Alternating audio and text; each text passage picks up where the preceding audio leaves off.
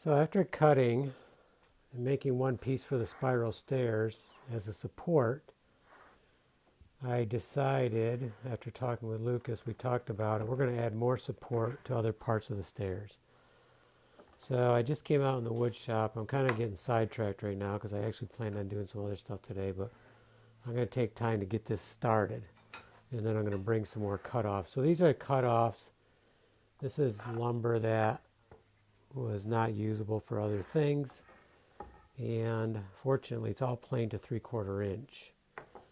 So what I'm going to do is make sure I have one good side.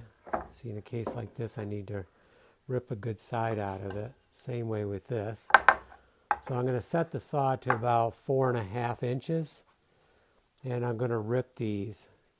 And then once I get them all ripped once, then I'll change the saw back to about 4 inches, or exactly 4 inches if I can, right on the money.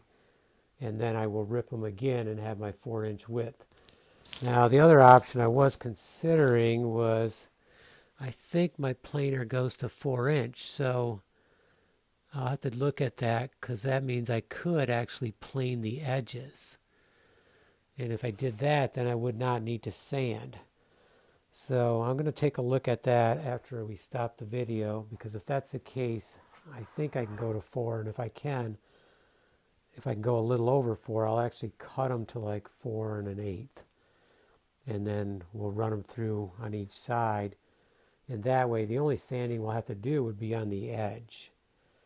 Otherwise, we're going to have to sand this edge here because you're going to get some, even though I use very good blades, or quite good blades, you're going to get some saw teeth marks, which they don't show up at first, but when you put oil on, then they do.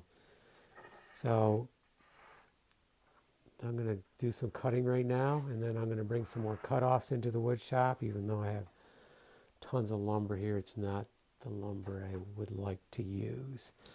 So I will cut this now and then bring more cutoffs, and I'll cut more.